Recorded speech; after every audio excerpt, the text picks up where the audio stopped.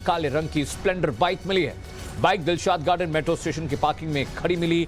CCTV कैमरे में काली Splendor bike देखी गई थी, जिसके बाद से ही बाइक की तलाश जारी थी। पुलिस सूत्रों का कहना है कि साल 2020 में दिल्ली के शास्त्री पार्क से चोरी की गई ये बाइक सीसीटीवी में दिख रहा था कि इस स्प्लेंडर बाइक में बैठकर दो संदिग्ध गाजीपुर गए थे और आरडीएक्स से बनाई गई आईडी प्लांट की थी। गाजीपुर में आईडी प्लांट करने के बाद बाइक सवार सीमापुरी गए थे। इस वक्त की बड़ी खबर आपको बता रहे हैं। आईडी मामले में एक नया खुलासा हुआ। एक स्प्लेंडर बाइक की तलाश लगातार सुरक्षा एजेंसियां और पुलिस कर रही थी, जो अब बरामद कर ली गई है। यही वो काली स्प्लेंडर बाइक है जिस पर सवार होकर आतंकवादी आईडी प्लांट करने के लिए गए थे गाजीपुर मंडी में। इसके बाद वो सीमापुरी गए। इस वक्त की बड़ी खबर आपको बता रहे हैं। गाजीपुर मंडी में मिले आईडी के मामले में स्पेशल सेल और दिल्ली पुलिस को एक बड़ी कामयाबी मिली है।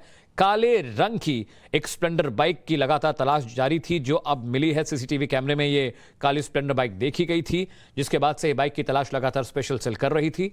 पुलिस सूत्रों का कहना है कि साल 2020 में दिल्ली के शास्त्री पार्क से चोरी गई ये बाइक चोरी की गई थी, जो अब बरामद की गई। मेरे सहयोगी अनुज मिश्रा जो लगातार इस मामले को ट्रैक कर रहे हैं, मेरे साथ ज्यादा जानकारी के लिए जुड़ रहे हैं। अनुज, बाइक मिलना कितनी बड़ी कामयाबी है और किस तरह की इन्वेस्टिगेशन अब इस पूरे मामले में आगे बढ़ रही है? जी देखिए, निश्चित तौर पर ये बाइक जो थी, चूंकि साल 2020 में ये बाइक चोरी हुई थी और ऐसा पता चला है कि इसी बाइक से गाजीपुर मंडी में संदिग्ध जो है वो गए थे, जिसके बाद उन्होंने वहां पर आईडी को प्लांट किया था। तो निश्चित तौर पर एक बड़ी कामयाबी है। हालांकि जाहिर तौर पर ये जो लोग थे, जो संदिग्ध थे, उनकी तलाश की जा रही है, लेकिन अपने आप में एक बड़ी कामयाबी है बाइक का मिलना। जाहिर तौर पर जिस तरीके से कल भी हमने देखा कि दिल्ली पुलिस के कमिश्नर का साफ तौर पर ये कहना था कि इसमें किसी लोकल गैंग की इन्वॉल्वमेंट हो सकती है, और ये साफ तौर पर इशारा कर रहा है, जिस तरीके से बाइक मिली है उससे साफ तौर पर पता चल रहा है कि किस तरीके से इस पूरे मामले में एक लोकल गैंग की इन्वॉल्वमेंट नजर आ रही है। हालांकि जाहिर तौर पर जब तक सस्पेक्ट जो है वो पकड़े नहीं जाते, तब तक सही मायने में सारी चीजें साफ नहीं हो पाएंगी, लेकिन अपने आप में एक बड़ी कामयाबी है। स्प्लेंडर ये बाइक है, काले कलर की बाइक है, जिसकी सीसीटीवी फुटेज में जब देखा गया था उस दौरान ये काले कलर की बाइक जो है वो फुटेज में मिली थी। अब ये बाइक बरामद हो गई है। दिल्ली पुलिस के स्पेशल सेल का साफ तौर पर यही कहना है कि जल्द ही जो सस्पेक्ट है उनकी भी गिरफ्तारी कर ली जाएगी, क्योंकि जो लीड जो इन्वेस्टिगेशन चल रही है वो उसी दिशा में चल रही है। तो फिलहाल जो है एक बड़ी कामयाबी है स्पेशल सेल और तमाम एजेंसियां जो है, ये जो सस्पेक्ट है, 3 से 4 सस्पेक्ट है। अनुज, एक बड़ा सवाल ये भी खड़ा हो रहा था कि जो सस्पेक्ट हैं वो अचानक गायब कहां हो गए, फरार कहां हो गए? क्या इसे लेकर कोई लीड मिल पाई है, इसे लेकर कोई सूचना आपके पास कि जो लोग फरार हुए थे इस मामले में, आरोपी, वो आखिर गायब कहां हो गए? जी देखिए, फिलहाल दिल्ली पुलिस के स्पेशल सेल का साफ तौर पर यही कहना है कि इस बारे में पता किया जा रहा है। जाहिर तौर पर उन्हें कहीं ना कहीं भनक जरूर लग गई थी कि पुलिस की टीम वहां पे पहुंचने वाली है, जिसकी वजह से वो बैग छोड़कर वहां से फरार हो गए।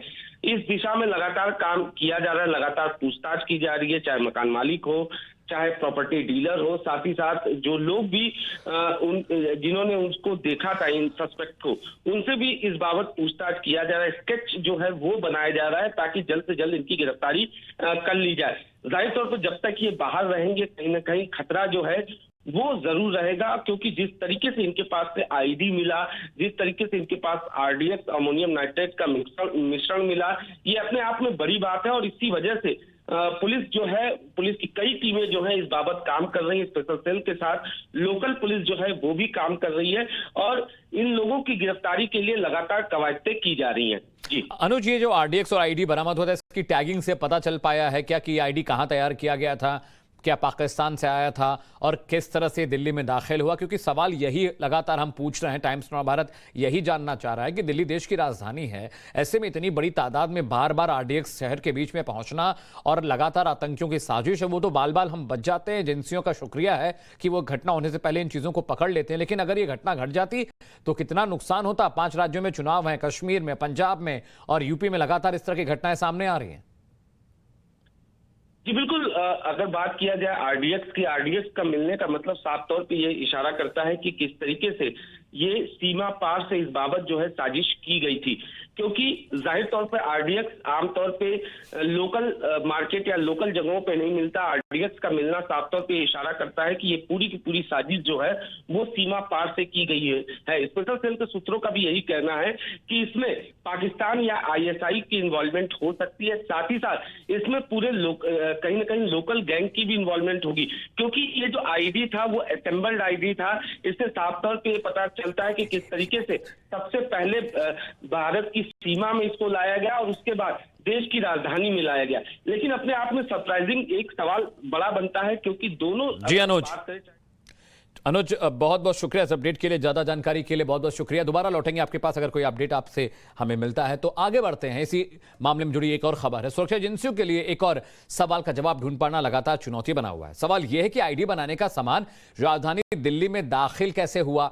अमूमन ऐसे सामान घाटी के आतंकियों के पास मिलते हैं जो डी कंपनी और आईएसआई के जरिए मुहैया करवाए जाते हैं। तो क्या इस साजिश के पीछे भी पाकिस्तान का हाथ है? इस सवाल का जवाब इस रिपोर्ट के जरिए समझिए।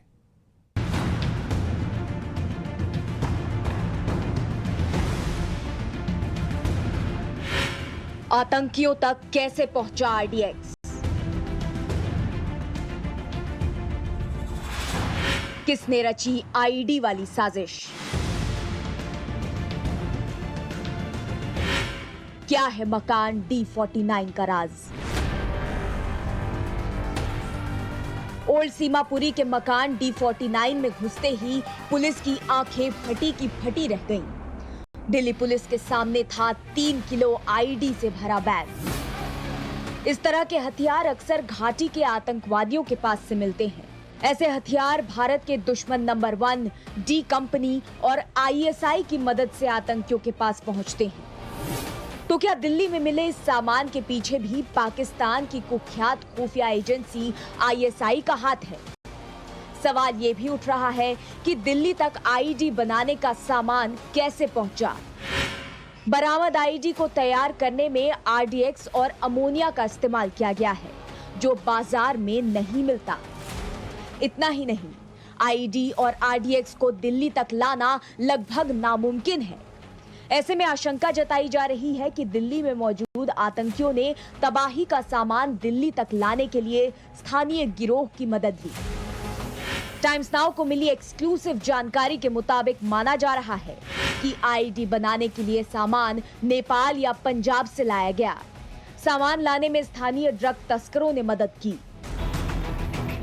पिछले दिनों दिल्ली के गाजीपुर इलाके में आरडीएक्स मिला था।